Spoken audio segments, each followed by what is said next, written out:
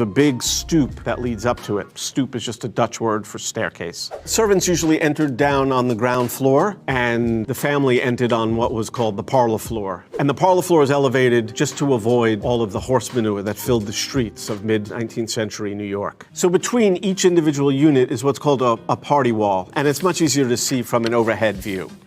So one of the main characteristics of a brownstone apartment, though, is that you can only get light from the front or the back. Because of these party walls, you can't get it from the sides, unless, of course, you're the end house on the block. And as you can see, each house is set back from the rear, and it creates this whole rear yard that's over here. And here's the street.